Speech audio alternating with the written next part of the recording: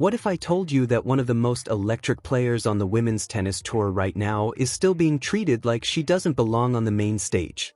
Not because she hasn't earned it. Not because the fans aren't showing up. But because the system running the sport simply wasn't built for someone like her. Her name is Alex. She's 20 years old. She's from the Philippines. And she is quietly exposing every crack in the WTA's foundation just by existing at the level she does. This isn't a feel-good underdog story. This is something messier, something more honest, and honestly, something far more interesting. So let's talk about it. Before you can understand what's happening to Alex right now, you need to understand where she came from. Not the highlight reels. Not the press releases. The actual beginning. For the first 10 years of her tennis career, Alex was training on a court that was half basketball court. She said it herself, plainly, no drama, no self-pity, just fact. And now that same girl is walking out onto Wimbledon's center court in front of thousands of people who traveled hours just to watch her play. Let that land for a second. The same player who shared court space with basketballs growing up is now selling out venues across Melbourne, Dubai, and Miami. That's not just a great story. That's a statement about what she had to overcome before the WTA even knew her name. Alex Eala was born on May 23, 2005, in Quezon City, Philippines.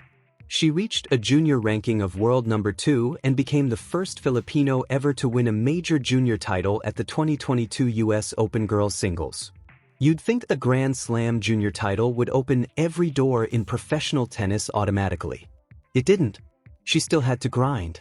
She still had to prove herself all over again from scratch. The real turning point came at the 2025 Miami Open. Alex walked in ranked number 140 in the world with a wild card, which means she came in through the side entrance, not the front door. And then she dismantled everyone in front of her. She beat Katie Volinets. She beat 2017 French Open champion Yelena Ostapenko. She beat 2025 Australian Open champion Madison Keys. A wild card. Doing that. Think about what that takes. Not just the tennis, but the belief, the nerve, the absolute refusal to be intimidated by the moment. She reached the semifinal and something shifted in women's tennis that week, whether the sport was ready to acknowledge it or not. But here's the thing about institutions. They don't always respond to moments the way they should. When a player like Alex does something historic, the tour has two options. It can recognize the wave and ride it, or it can keep running the old playbook like nothing changed. And in 2026, it became pretty clear which option the WTA was leaning toward. Fast forward to January 2026. The Australian Open. The biggest Grand Slam stage in the Southern Hemisphere. Alex arrives in Melbourne not as a wild card this time. She arrives as a genuine global star. The first Filipino to break into the WTA Top 50. Her face is on billboards. Her fan base is one of the most passionate in the entire sport. Filipino flags are appearing everywhere inside the venue. Long lines are forming outside the stadium before her match even begins. Fans had flown in from the Philippines. Some had taken days off work. Some had been saving up for months just for this. And the match was scheduled on Court 6. Not Rod Laver Arena. Not Margaret Court Arena. Court 6. A compact, limited-capacity court with nowhere near enough room for the crowd that Alex had drawn.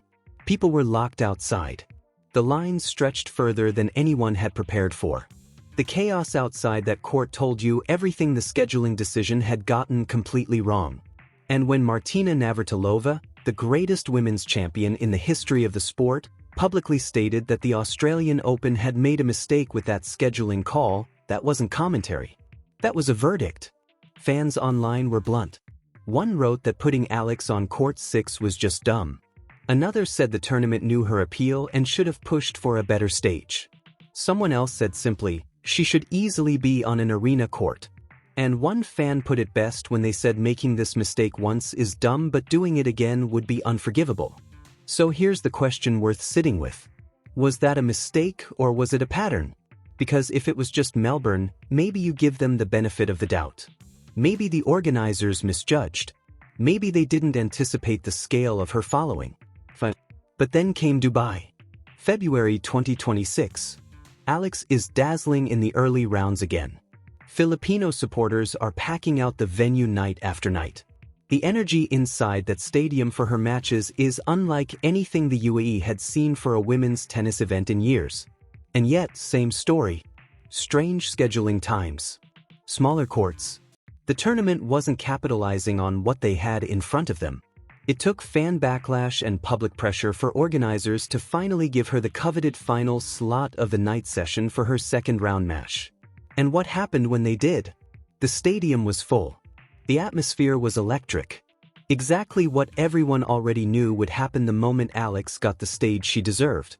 Then something genuinely remarkable happened.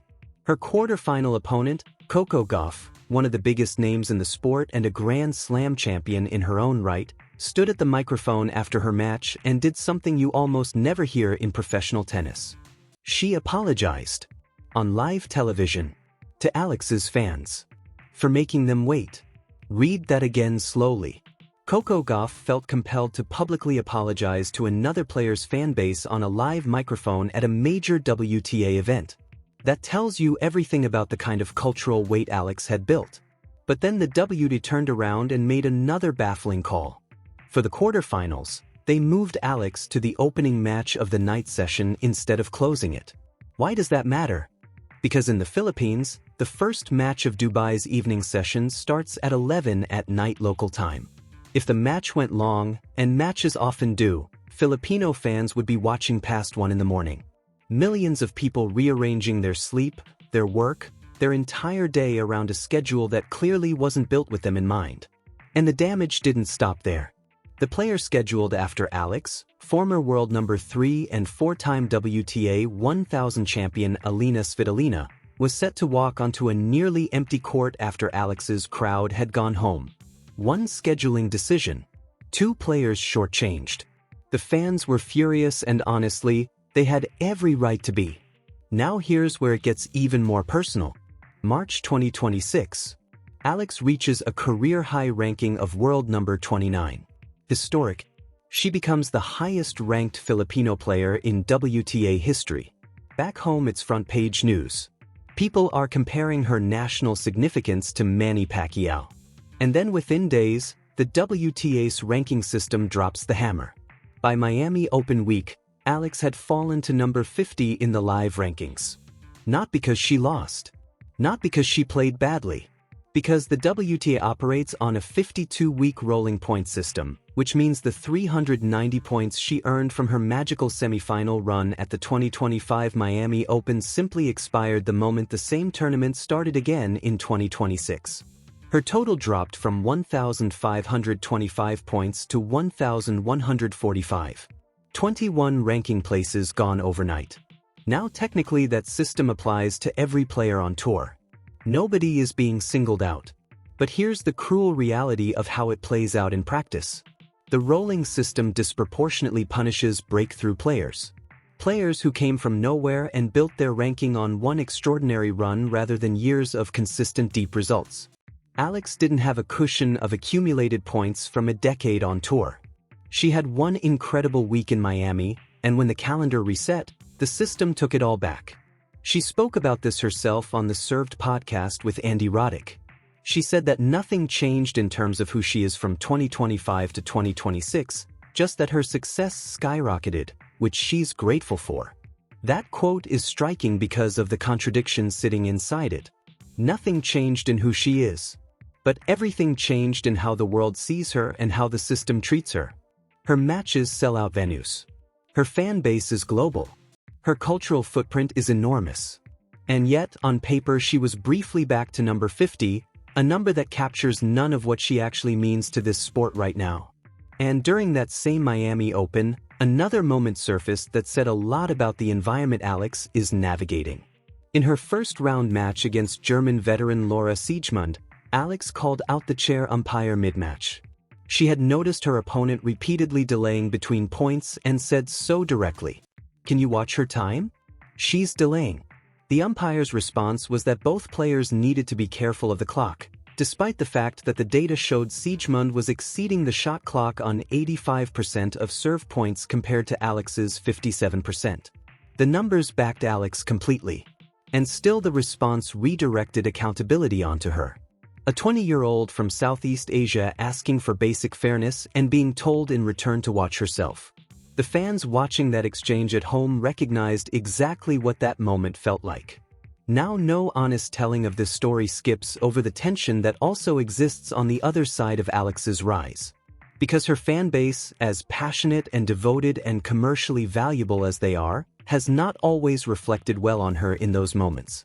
During her third-round match in Dubai against Sorana Cirstai, a large section of Alex's supporters crossed a line, cheering airs, celebrating missed first serves from her opponent.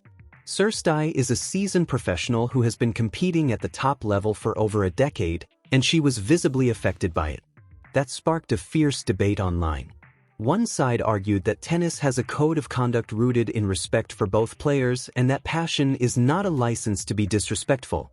The other side pointed out that the pushback against Alex's fans carried something uncomfortable beneath the surface, a resistance to this new wave of supporters who didn't look or sound like the traditional tennis crowd. And here's the context that matters. Many of Alex's fans are brand new to tennis. She is the first Filipino tennis star there has ever been. She is introducing an entire nation to a sport they had no real entry point into before her. Ahead of the first ever WTA event in the Philippines, the tournament's own Instagram account was posting about basic tennis rules and etiquette, including reminders to stay quiet during play. That's not a criticism. That's a sign of how new this audience genuinely is to the culture of the sport. These are not fans who were raised on Wimbledon. They found tennis because of one specific player who looks like them, who speaks their language, who represents something the sport has never offered the Philippines before. They are learning. And using their learning curve as a reason to sideline Alex or diminish her would be one of the most short-sighted things the WTA could do. Because here is the truth sitting at the center of all of this. The WTA wants what Alex brings. The ticket sales, the social media numbers, the global attention, the Filipino market. But it has not built the structures to properly support what she represents. The scheduling intelligence isn't there. The ranking system doesn't protect breakthrough players. The fan education infrastructure is being built in real time. The tour is benefiting from a revolution it never planned for and scrambling to catch up while the players and fans absorb the cost of that unpreparedness. Alex didn't set out to expose anything. She just kept showing up. She trained on a half basketball court in the Philippines. She worked her way to Wimbledon's center court. And somewhere along the way, without making a speech or demanding anything, she held a mirror up to a sport that is still figuring out whether it wants to truly grow or just claim that it does. The question at the end of all of this isn't whether Alex is big enough for the WTA. She's already answered that. The real question is whether the WTA is finally ready to be big enough for her. So what do you think? Is the WTA genuinely stepping up for Alex, or is this the beginning of a much bigger reckoning for women's tennis? Drop your take in the comments because we read every single one.